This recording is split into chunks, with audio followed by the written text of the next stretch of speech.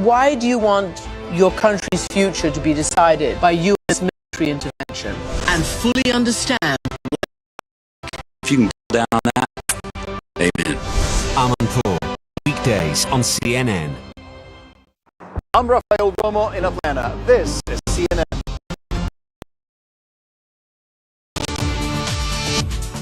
Live from CNN London, this is Connect the World. Right, welcome to the second hour of Connect the World. A lot to get through today. One of the most significant stories that we're following, of course, is tension with Greenland. President Trump's significant day one moves withdrawing the US from a lot of what we've been seeing and pushing forward for taking over Greenland. And of course, he wrote that letter. Big snub for the Nobel Peace Prize and showing his contention with regard to that. There's also a rising death toll in Spain. We're following that story. That's after a high-speed train derailed and crashed into another. A search now for what caused this disaster. And extreme makeover at the White House. President Trump plans to build an updated bunker under the East Wing.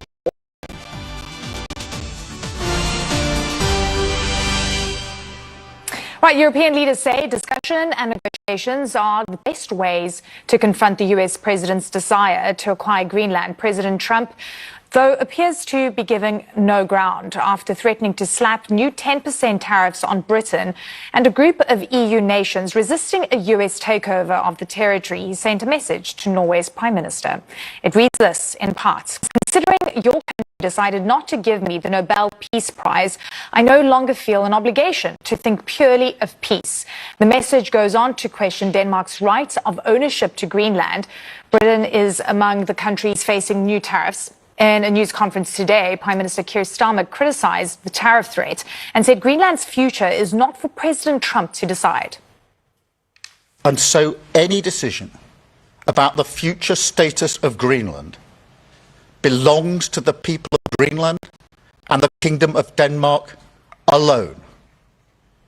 That right is fundamental, and we support it. The use of tariffs against allies is completely wrong.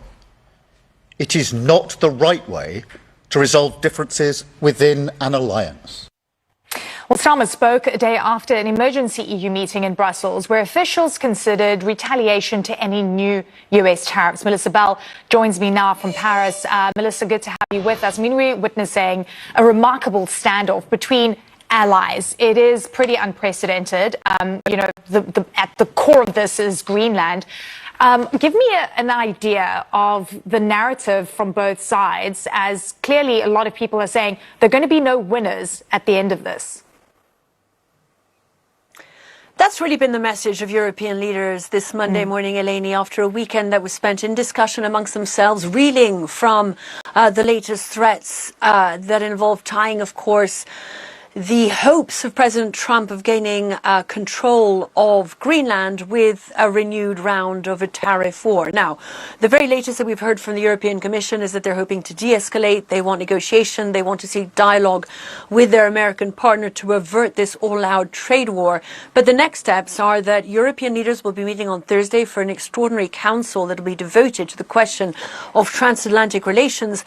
And one of the issues that Europeans have, even as they seek to de-escalate this latest row, is that the timing of the latest threats by President Trump is really poor.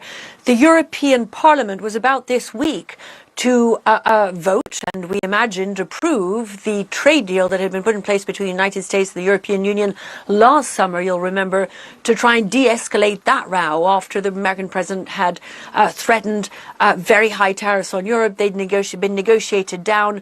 This trade agreement had been found. It was to pass, it will pass before the European Parliament this week. What we understand is that with the renewed announcement of fresh tariffs, European parliamentaries are preparing not to vote in favour of it. That will have an immediate effect of triggering in February a whole bunch of retaliatory measures, 93 billion euros worth of them, that the Europeans had chosen to freeze in the hope of this deal standing. So this will have a lot of consequences, not all of which can be contained immediately. And then, of course, resides within the power of the Europeans when they meet in their Extraordinary Council on Thursday. This extra weapon has been described as the nuclear option, the bazooka option of the European Union's anti-coercion tool, which will essentially allow them, should the tariffs go into force on February 1st, as President Trump has threatened, to then bring into play a whole bunch of ways of preventing the United States from having access to European markets. This is the trade war that looms, and this is what has so weighed on the markets over the course of the last 12 hours, Eleni. All right, Melissa Bell, thank you so much for that update. Again, consequential conversations happening right now. In the meantime, the U.S. Treasury Secretary is backing President Trump's ambitions for Greenland. On Sunday, Scott Bessent called Greenland essential to national security and said he felt Europe would eventually come around. I believe that the Europeans will understand that the best outcome is for the U.S. to maintain or receive control of Greenland. Make it part of the United States, and there will not be a conflict because the United States right now, we are the hottest country in the world. We are the strongest country in the world. The Europeans project weakness. The U.S. projects strength. All right, I want to bring in Jeppe Kofod, former Danish Foreign Minister. Really great to have you with us. So we just heard from Scott Bessent saying that the EU projects weakness and the US projects strength, and saying the Europeans are eventually going to come around. They're going to back down. What's your message in response to that?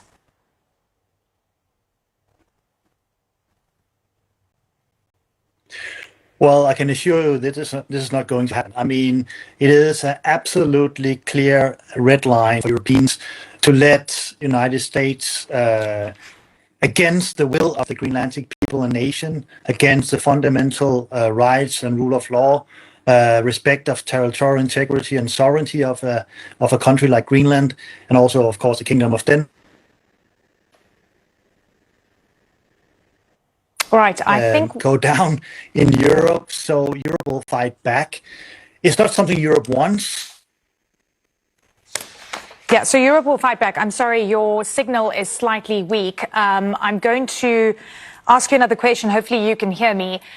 We heard from President Trump and writing this letter to the Norwegians and importantly talking about the Nobel Peace Prize. And he's saying he doesn't have to worry about peace like he did before. It's pretty telling on his intention to eventually take military steps if needed. He said you could do this the easy way or the difficult way. And it is very concerning. Do you think that's a probability? And are the Europeans, and especially Denmark, looking at this as a potential outcome?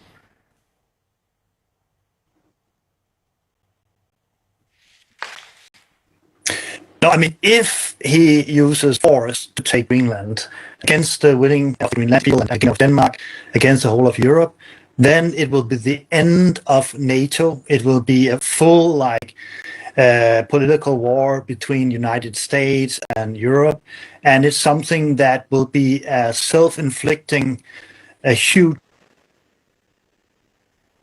And I don't think it will end like that. I absolutely don't hope it will end like that. And I know that Europeans will do whatever it takes to work with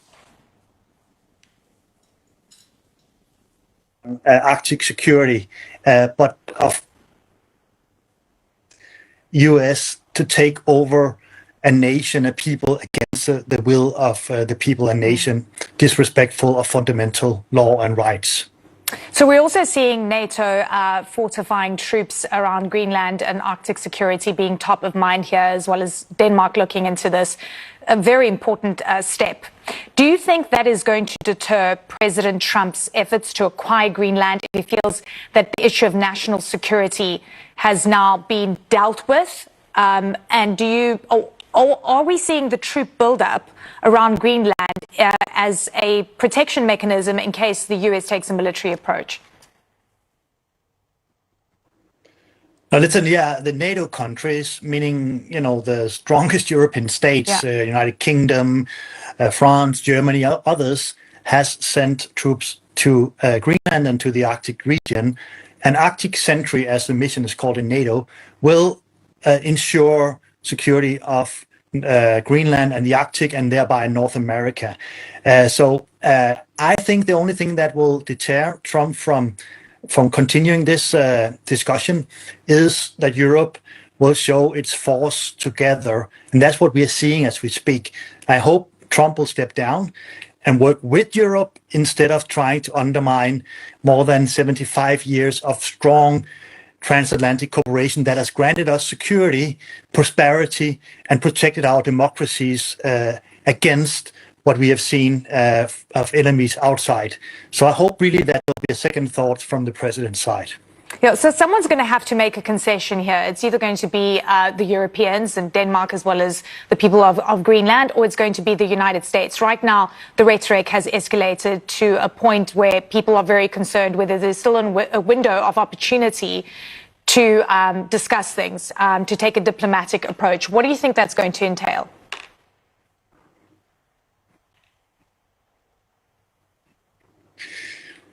Well, I mean, Denmark had a delegation, Atlantic Foreign Minister and Danish Foreign Minister last week in Washington to say to the Americans, to say to Trump, we want to work with you. We want to deploy troops together. We want to ensure that there will be no threats against North America coming from the Arctic region. And we can do that because 4 out of the 5 Arctic coastal states are NATO states. It's United States, it's Canada, it's Kingdom of Denmark, including Greenland, and it's Norway.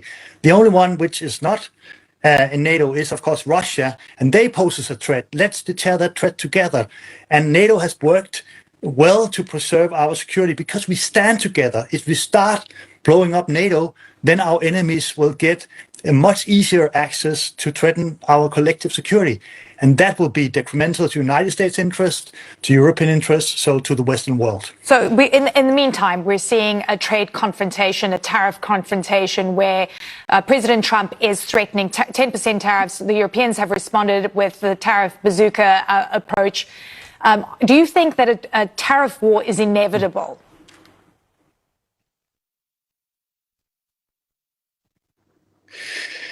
Well, it's actually not up to the Europeans because communicated clearly today, Europe doesn't want. But of course, if Trump continues and let's say he enacts 10% tariffs and 25% June this year, then Europe is forced to retaliate, and then you're right. Then the bazooka is called the nuclear option, which means that they will retaliate, but not only putting tariffs to the U.S., but also preventing U.S. companies from attending tenders and a lot of other instruments that will fundamentally weaken our economies in a time where we need strong economies, because we have Russia that is waging a full-scale war in Europe. We have China.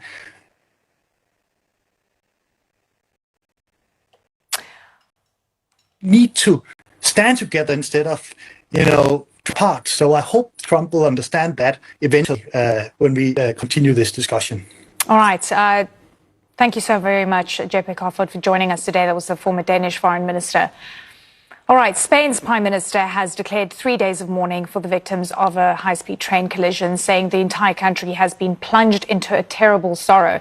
At least 39 people were killed in the accident Sunday evening, and a local official said today that number could rise as recovery work continues. Officials say the rear carriages of a train derailed Sunday evening and were struck by a second train traveling in the opposite direction. An investigation is underway. CNN's Paul Mosquera is on the ground near the crash site. I mean, as we're starting to see emergency services still work through this tragic accident, the big question in terms of how this happened is still unanswered. Well, that's a big question. Yeah, absolutely, Eleni. That's a big question. The main one that most of the audience that is from home are asking themselves, and the cause is still not clear. And that's why the authorities are asking the population to not to speculate about what could have caused this horrible train clash. Right now, we know that investigators, officers of the Guardia Civil are being deployed on the ground zero, and they are working to, first of all, try to identify those people that are still missing, and then starting to work and identify also the origin or the cause that may have led to this horrific train clash. We know that there are at least 200 officers of this law enforcement agency that are tirelessly working there, and they told us that they're going to be working there as long as they are needed. Over the morning, they also have deployed some cranes to start moving the carriages that derailed yesterday afternoon to continue the search for those that the families have reported as missing. Now, something that surprised us and that the authorities seem to agree with is that this was a quite unusual accident, or at least somewhat an accident that could not be foreseen. Let's have a listen to what Spain's transport minister said earlier this morning. The accident is extremely strange. It happened on a straight stretch of track. All the railway experts who have been here today at this center and those we have been able to consult are extremely surprised by the accident because, as I say, it is strange, very strange. It is very difficult to explain at this point. And that's why this is a strange accident, and the officers will be working for the next hours, that the identification of those missing can take a few more days. Eleni. Right, Paul Mosquera, thank you so much for that update. Well, coming up on the show, Kurdish rebels believe the Iranian regime is growing weaker and they are preparing to fight. CNN's Ben Wiedemann goes to their training grounds. And a little later, the fight over Greenland is dominating the World Economic Forum in Davos, Switzerland. We're looking at the question almost everyone is asking: will Donald Trump get his way? That's all ahead. On Laura Coates Live, we cover it all. From legal battles. At least one juror has now been excused. Political showdowns. How much you think that weighs on the president? And the conversations in between. Wayne from Washington. Wayne, what's your question? Will you take this all the way to the Supreme Court? I'm not refuting a syllable of what you said. What do you say to people who are looking to find their voice? All the news, all on Laura Coates Live, Tuesday through Saturday on CNN. Every day we take a step back to look at the big picture, from decisions made in Washington to the ripple effects across Asia, Europe, and beyond. We follow the story as it unfolds and hear every voice to make sure the information is clear, fair, and relevant to you. In a world packed with noise, facts matter. That's what we do here. This is The Brief. Powerful nations have discussed what to do about Russia, what to do about the war in Ukraine. None of these guys have frontline experience. Why fight for Ukraine? If Ukraine loses this war, Belarus will have zero chance to get free. Rescue operations have been ongoing for hours. We're being moved again. We're at the train station right up near the border. Many of the refugees that are coming from some of the hardest hit areas. Homes here were shattered in an instant. This is a humanitarian crisis that they have to address. This is one of the main streets here in the camp, and it's been turned to mud. There's a backlash against BLM in the UK. We're seeing protesters throw rocks, sticks over this border fence. They've seen Israeli troops on the other side, and we've heard what appears to be the sound of gunfire. How do you still come out and do your work? I'm not going to stop my activities because they are threatening me. Iran's president has a warning for Donald Trump. Any aggression towards Ayatollah Khamenei will be seen as a declaration of all-out war. Those comments appear to be in reaction to President Trump calling for an end to the supreme leader's rule over the weekend. Meantime, Iran's supreme leader is acknowledging that thousands of people were killed in the anti-government protests over the last several weeks and has called U.S. President Donald Trump a criminal over his support for them. One human rights group says nearly 4,000 people were killed. And some rebel groups see the recent wave of unrest as proof that the Iranian regime's days are numbered. CNN's Ben Wiedemann has a new report from northern Iraq, where he visited an Iranian Kurdish military training camp. The instructor puts fresh recruits through the paces of how to handle their AK-47 assault rifles. The men and women in this unit call themselves Peshmerga, Kurdish for those who face death. fighters with the KDPI, the Kurdish Democratic Party, Iran. In Iran. With the bloody nationwide protests that began late last month, 42-year-old Heyman says the end of the reign of the Ayatollahs is approaching. The government has economic resources and military power, he says, but now we can see they're slowly losing power and popular support. The KDPI is the largest and oldest Iranian Kurdish rebel group. For 80 years, they've fought for Kurdish rights in a country where they make up about 10% of the population. These rugged mountains in northern Iraq have long served as a safe haven for the Kurds and a launching pad for their fight, first against the Shah, and for the past 47 years, the theocratic rulers in Tehran. This is just one of a variety of groups which has been preparing for decades for the day when the regime in Tehran falls. Party leader Mustafa Hijri shows me where he was born in Iran, but he hasn't been back in decades. Ultimately, he believes it's up to the Iranians alone to change their leaders. Help from the US and Europe for the Iranian people is heartwarming, he tells me, but the people won't put their hopes in the decisions and actions of Mr. Trump or any other international leader. 19-year-old Farina fled her home in Iran to become a Peshmerga. She's training to be a sniper. In Iran, she says, we have no rights, especially as women. That's why I became a Peshmerga, to defend my rights as a Kurd and as a woman. Another generation is treading a well-worn path of struggle against their oppressors. Ben Wiedemann, CNN, in northern Iraq.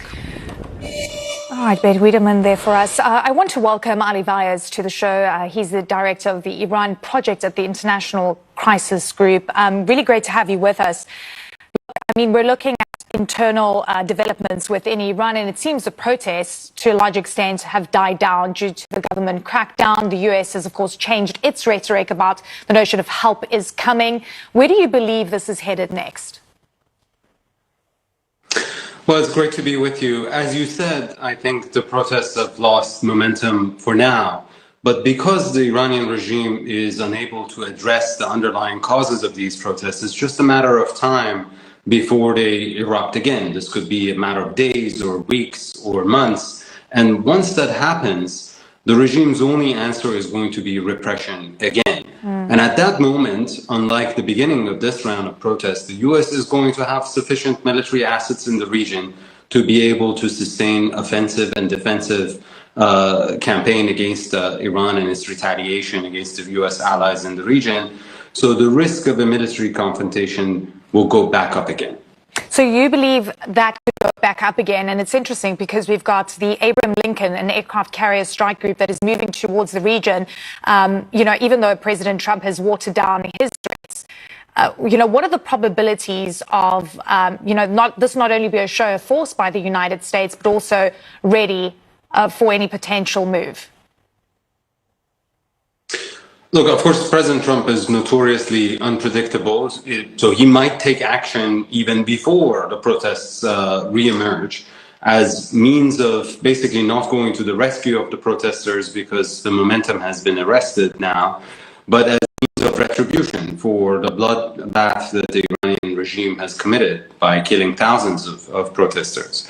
Now, that's not going to probably result in regime collapse, but it might accelerate the regime transformation process. But it is also possible that he would wait for an opportune moment. And as I said, it is not a question of if, but a question of when the protests will erupt again. Usually there is this tradition, Shia tradition, of commemorating your lost ones 40 days after passing. So it is possible that just a few weeks from now, there will be new protests commemorating the ones that were killed just a few weeks ago. And that in and of itself could start a cycle of violence that the United States might join. The death toll numbers are pretty harrowing, happening just in a few weeks. You've got different numbers that are out there. The Iranian regime, of course, confirming their perspective. You've got human rights organizations coming out with a much higher number. What does that regime say about the death toll and also the action that they took? Because frankly, you're also seeing them blame, pointing fingers to the United States. Well, look, the regime is putting the death toll in the neighborhood of 3,000 to 5,000. There are different people using different numbers. Regime opponents are putting those numbers much higher, from 12,000 all the way to 20,000. Regardless of what the number is, it's shockingly higher than anything we've ever seen before. This regime has always used brute force to suppress protests, but this degree of violence is just without precedent. And I just give you a point of comparison. In the 2022 Women Life Freedom Movement, there were 500 fatalities. This time is just an order of magnitude higher. Yeah. Okay, so I think when the protests erupted, people were asking the question, is this the moment where we will see a push for regime change? My question is, do you still believe that? Because that was the messaging from a lot of people. And can it be done without the assistance of the United States? There is no doubt that the Iranian people, at least the majority of whom, would like to see the back of this regime. The question is, what is the best way of achieving that objective? Of course, for a regime as entrenched as the Islamic Republic, changing it through remote control or from a distance is going to be very difficult. In other cases, the US has had either its own boots on the ground, like in Iraq, or other indigenous boots on the ground in Afghanistan, in Libya, in Syria. In the case of Iran, there is no viable, organized opposition inside the country that could topple the regime. And the regime still has the will and a fearsome capacity to repress. We also didn't see any cracks at the top. So this might be a very long, protracted, bloody process of confrontation between the state and the society. And the outside actors can do some work to help, but I don't believe that there is a violent shortcut to an outcome that the Iranian people or the United States would like to see. Ali, great to have you on the show with us. Thank you so much. Ali Vaez is there for us. It was a pleasure. Thank you. All right, ahead on Connect the World, America's European allies are trying to figure out how to respond to Donald Trump's tariff threat. More insight just ahead from Greenland as well as London.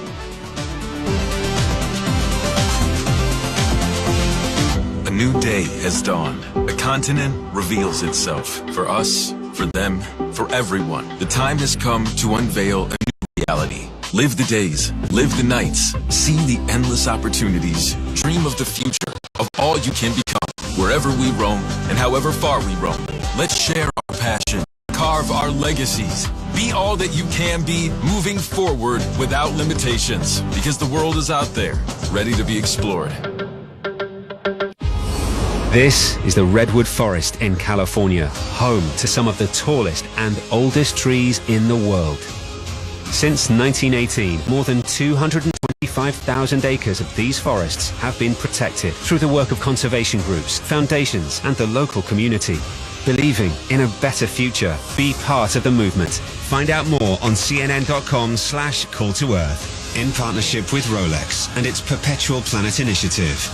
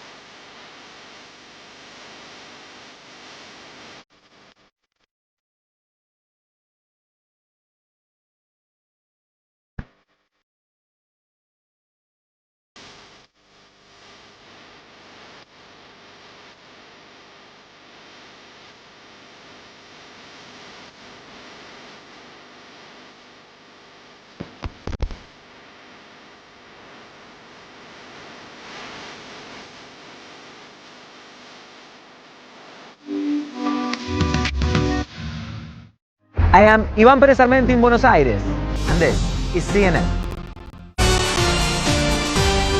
Welcome back to Connect the World with me, Eleni Giokos in London. Here are your headlines. Spain's Prime Minister has declared 3 days of mourning for the victims of a high-speed collision between two trains. At least 39 people were killed in the accident, and a local official says the death toll could rise. The cause remains unknown. Prime Minister Pedro Sanchez has promised a thorough investigation.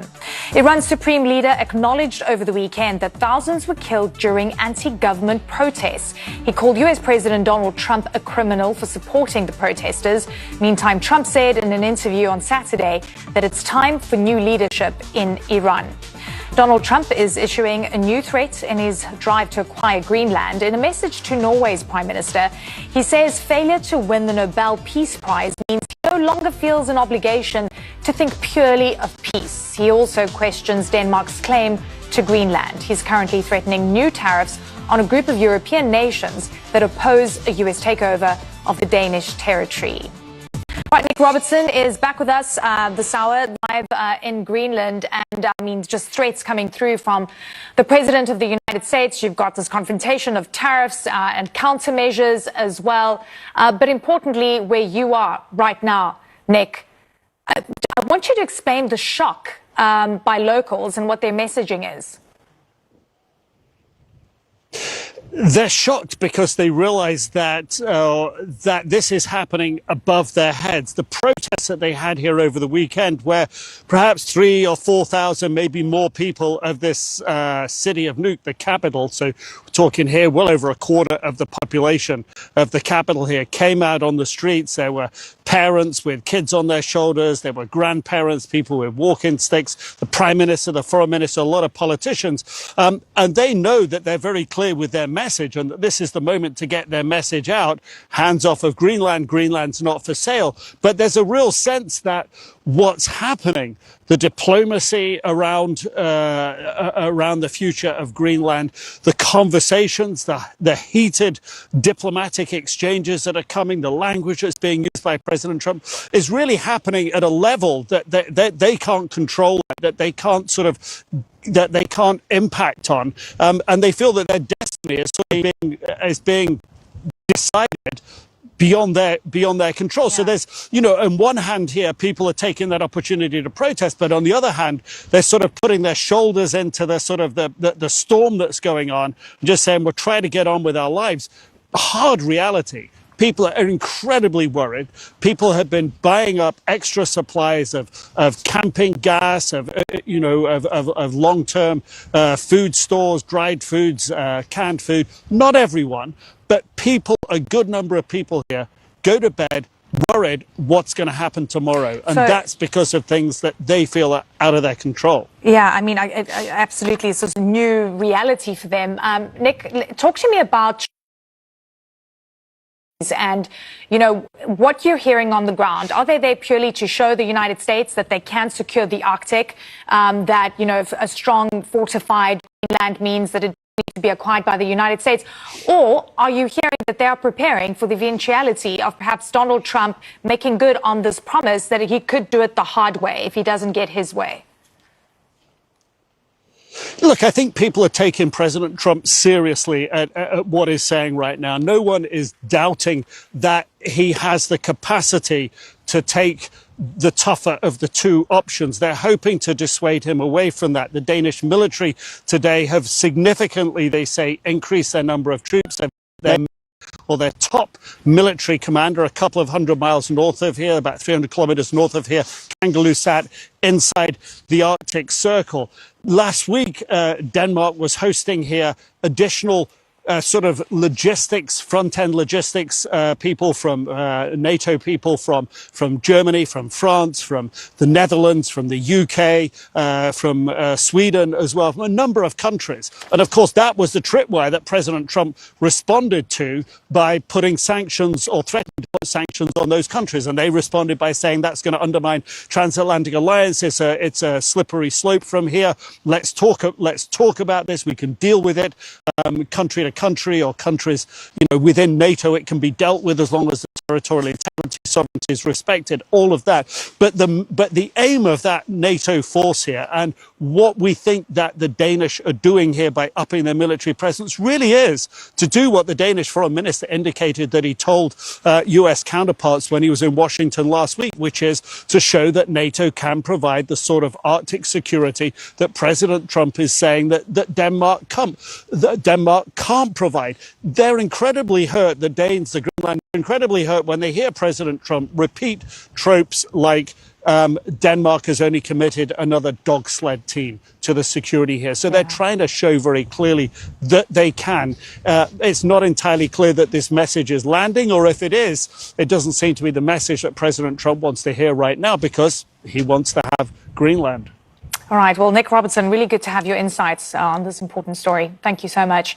Meantime, the World Economic Forum kicking off today in Davos, Switzerland. World leaders, including Donald Trump, and the top names in business are set to meet and discuss major global issues. And of course, Greenland is very likely to make the list of topics and obviously very high on the agenda. Security is tight this year. More than 3,000 delegates from more than 130 countries are expected, including the largest U.S. delegation ever to attend. We've got CNN's Anna Kubin following all of these developments and joins us now right here in our studio. Anna, great to see you. I mean, this is such a big story, right? I mean, in terms of Greenland being top of the agenda, it clearly is going to dominate. We don't know how this is going to play out. So what are you hearing in terms of, you know, how I think it's going to cannibalize a lot of what is going to be said this week? Completely. And, you know, for years, Eleni, people have been talking about how the World Economic Forum is losing its relevance. No one pays attention to it anymore. I don't think this year we can say that that's going to be the case. It was really going to be focused around AI investment. Are we in an AI bubble? But Greenland and geopolitics in general is really taking over the show. This tariff threat by Trump as well has really put the cat among the pigeons with European leaders. Tensions are high. And the actual economic impact of these tariffs, some analysts are saying, or these threatened tariffs, won't be that severe. The Capital Economics yesterday, a consultancy said that it could really shave a few tenths of a percentage point of GDP in these economies. But that's not really the point. It's about the unraveling of the potential trade deals that were signed last year around retaliatory tariffs, around 93 billion euros worth. European leaders are thinking about. It's about the downstream impact, and of course investors are not happy about that, with markets down today in US futures and also in Europe. Absolutely. I mean, you know, it's causing so much uncertainty. I mean, what is absolutely vital here in terms of, I think people are looking at, are we going to see another trade war emerging between Europe and the United States, and what is that economic impact going to ultimately be? Europe for quite some time has always tried to appease President Trump, especially with the last time they signed a trade agreement with the United States. Scott Bessent came out and said, you know, EU portrays weakness, the US projects strength. And it really comes down to economic abilities in as much as it does to political strength. Mm-hmm. But I do think that this time round, Trump is really pushing the limits of how much the EU can sort of acquiesce to his demands. They are not prepared to have a NATO territory, because Greenland is a territory of Denmark, have its integrity taken away from it. And what they're talking about now is that part of this retaliation that is on the table is something called an anti-coercion instrument, which is a fancy way of talking about a set of rules which would effectively bar the US from part of the EU single market. This is the sort of last resort. It's a tariff bazooka. That's what they called it, right? Well, yeah, it's a bazooka. It's got a lot of things in it. It sort of bars it from investments, US companies tendering for public contracts. It really is the last resort. And that shows you the point at which we are at now, Eleni, that they're even talking about such a measure. Yeah, and President Trump is expected to speak at the World Economic Forum. I think his messaging is going to be very strong, very harsh, specifically against the likes of China, the US's sort of America First strategy, but also in and around around Greenland. But importantly, I think what's playing out is you've got the United States in a confrontation with its allies. And the concern is that China is watching very closely, seeing the unraveling of these relationships. Absolutely. And then, you know, this sort of the uncertainty all around this is not great for markets. It's not great for business people. This is a business forum, and to see that transatlantic alliance really fracture in this way is not good for business confidence. All right, Anna Kubin, great to see you. Thank you so much. All right, China's government reports the country met its economic growth target for 2025 despite a trade war with the United States. At the same time, statistics show that China's birth rate hit a new record low. CNN's Mike Valerio breaks down what those numbers ultimately mean. Well, making headlines here in China, the country today posted its lowest birth rate on record. And that could give us clues to what China looks like in the decades ahead. And essentially, if you're having fewer babies today, that could mean slower growth, weaker consumer demand, and a shrinking workforce in the years and decades ahead. So, to get to the numbers, posted earlier on Monday, 7.92 million babies born in China last year, while 11.3 million people died. That has shrunk the population for a fourth consecutive year in China. The overall population in this country fell by about 3.4 million, even as China remains the world's second most populous country. So, here are the potential implications of all of this. China's workforce is shrinking. Its population is aging rapidly, and officials now say nearly 1 in 4 people in China is over the age of 60. Taking that a step further, UN projections suggest that by the end of this century, as many as half of China's population could be over 60. Think about what that means for the workforce. This is happening despite aggressive efforts by Beijing to persuade families to have more children, from cash bonuses, free public preschool, simplified marriage registration, along with tax breaks, housing subsidies, extended maternity leave at the local level. But many young people say the math still does not work. They point to job insecurity, high housing costs, and the unequal burden of childcare, especially felt by women. Now, all of this is unfolding as China reports on-target economic growth of 5%. That is powered largely by exports. But fewer babies today could mean weaker domestic demand tomorrow. An expert we spoke to analogized it like this. He was saying that children are very much like super consumers. And with births continuing to fall, that means that China's economy may become more export-driven than it already is in the future. Mike Valerio, CNN, Beijing. All right, still to come on CNN, a source says the Pentagon has ordered about 1,500 active duty soldiers to prepare for possible deployment to Minnesota amid ongoing anti-ICE protests there. We're following that reaction right after this. Stick with CNN. Inside Africa. See a continent in transformation as trailblazers evolve culture, technology, and industry across Africa and beyond. From Cape Town to the world, Tanda Choir is using the power of song to be heard far beyond South Africa. The initial dream was becoming the next big choir in not only South Africa, in the world. Inside Africa on CNN, in association with Zenith Bank. These little creatures love to relax, but they are also very hard workers. This year, a family of beavers helped restore a wetland ecosystem in the Czech Republic, doing what humans had planned and saving over $1 million. No concrete, no cost, just nature doing its thing. Be part of the movement. Find out more on cnn.com/call to earth, in partnership with Rolex and its Perpetual Planet Initiative. Explore Africa with CNN, where 54 nations create the fabric of this rich continent. This is really complex. Discover business. The biggest economic trends impacting the continent. Nobody has ever done this in Africa. Clearly, you're seeing something here. Nature and culture. I love music. My music, this is everything. And the stories shaping Africa today. Exported to markets around the world. The next 5 years, what excites you the most? I think the digital economy is very, very exciting. I have this compelling need to do something for my people, for my continent. It's very, very important for us to tell our own story. The energy is amazing. Feels so good to be here. As Minnesota remains on edge amid ongoing anti-ICE protests there, Minneapolis Mayor Jacob Frey is taking another shot at the Trump administration. In his remarks Sunday on CNN, Frey slammed the Pentagon for reportedly ordering about 1,500 active duty soldiers to prepare for possible deployments to Minnesota. We're not going to be intimidated. If the goal here is safety, we've got many mechanisms to achieve safety. And the best way to get safety is not to have an influx of even more agents, and in this case, military, in Minneapolis. This is, well, it's ridiculous, but we will not be intimidated by the actions of this federal government. Well, the mayor's remarks come just days after President Donald Trump threatened to invoke the Insurrection Act to suppress anti-ICE protests there. CNN's Julia Vargas-Jones is on the ground in Minneapolis, and she spoke to my colleague John Berman a short time ago about the mood in the city right now among protesters. Take a look.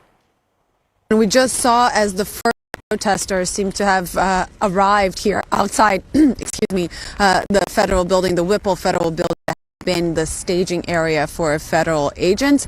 That concern of being caught in the middle of those kinds of operations, John, has been brought up time and again by protesters that we spoke to here on the ground, who said, they don't want their children to have to go through that or even witness some of those operations. We saw some of those ourselves as we drove through the city.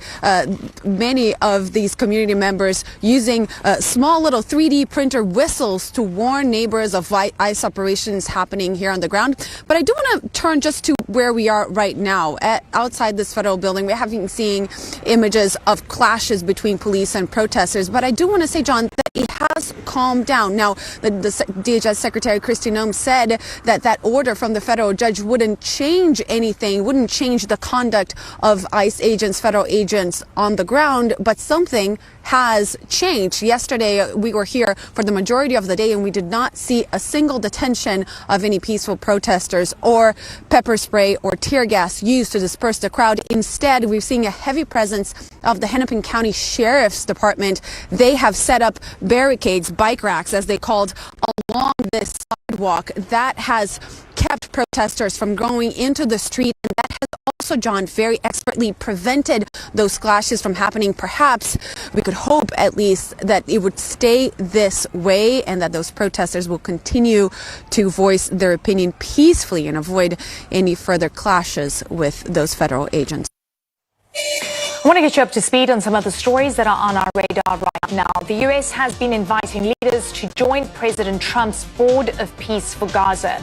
Officials from Russia and Israel say President Vladimir Putin and Benjamin Netanyahu got offers to join. It comes as a U.S. official says members will receive a permanent seat if they pay $1 billion, which they say will go towards rebuilding Gaza. Wildfires in southern Chile have killed at least 18 people and forced more than 20,000 people from their homes. Chile's president has declared a state of catastrophe in two regions where the largest fires are burning. The country's disaster agency says 8,500 hectares have been scorched. Japan's Prime Minister Sanae Takaichi says she's dissolving her country's parliament on Friday, and she'll call for a general election next month to seek voter backing for her ambitious plans to boost the economy. The move comes as polls find the rising cost of living in Japan is a top concern. And ahead on Connect the World, how the new East Wing ballroom includes a secretive plan for the White House bunker. We'll take a closer look right after this.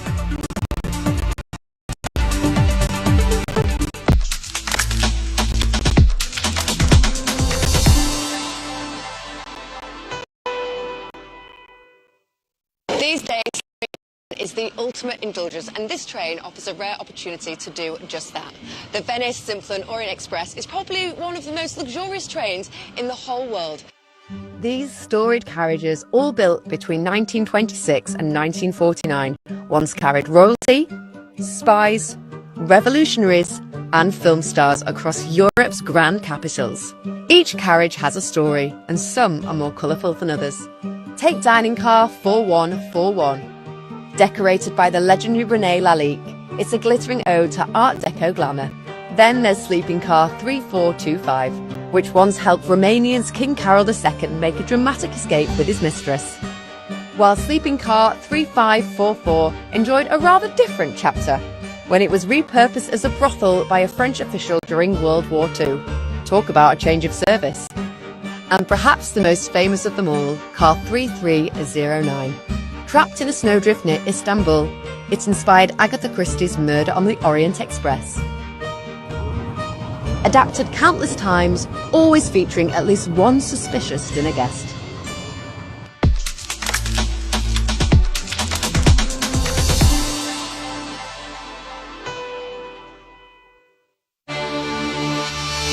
It's been more than 80 years since President Roosevelt ordered the secret construction of an underground facility below the White House East Wing. Now under Donald Trump's East Wing ballroom that is under construction, sources say a new bunker is being built.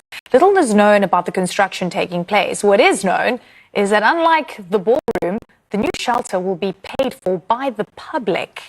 CNN senior White House reporter Betsy Klein joins us now from West Palm Beach in Florida. I mean, really interesting. We saw some of the pictures of the construction that's underway. So what more do we know about this bunker?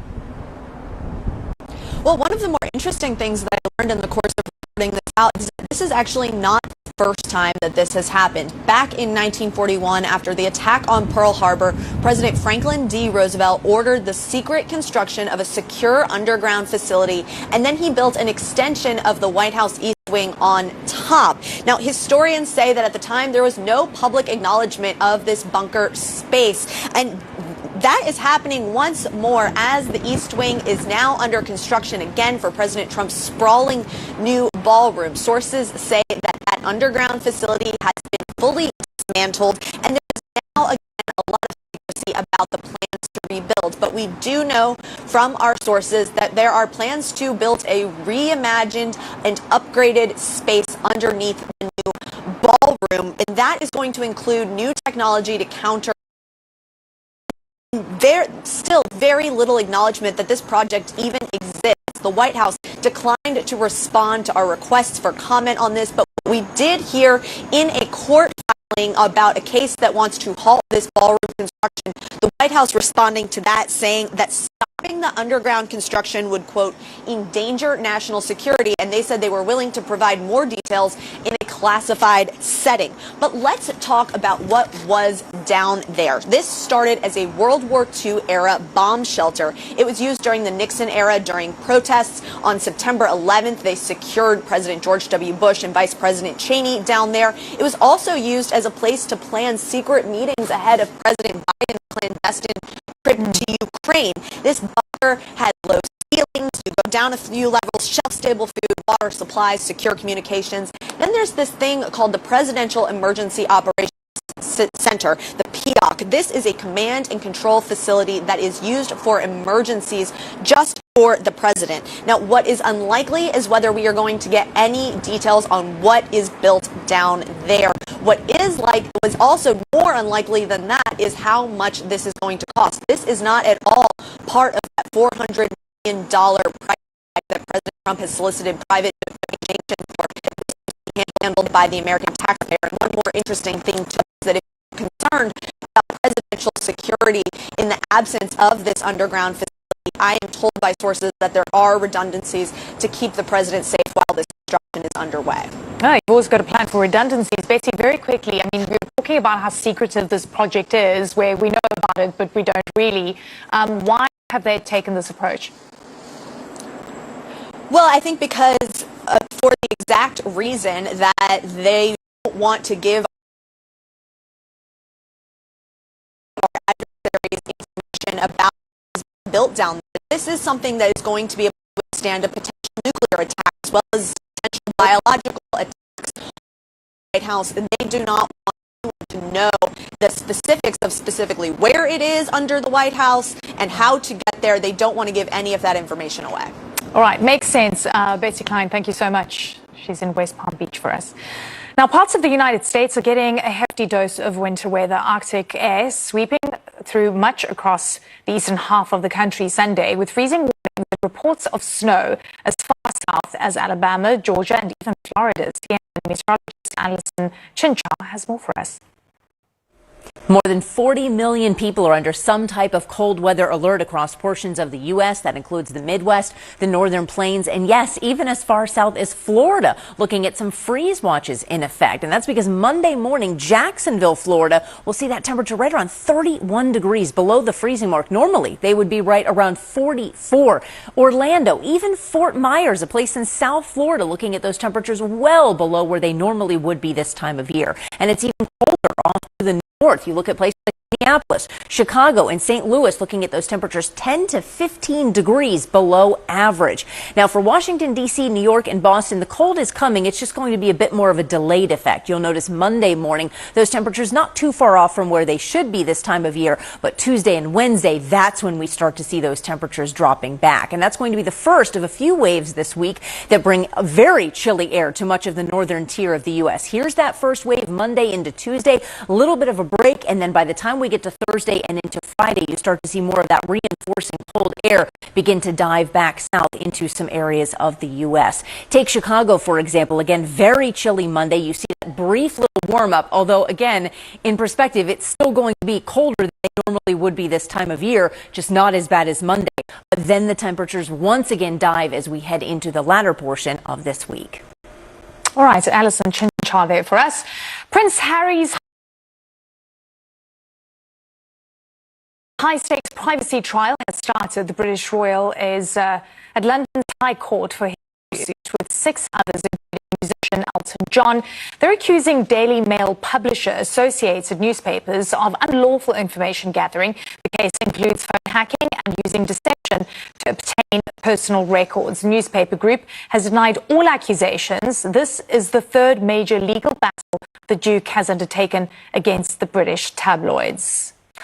All right, that's it for Connect the World. Stay with CNN. One World is up next. From me, Eleni Giokos, thanks for joining us, and I'll see you soon.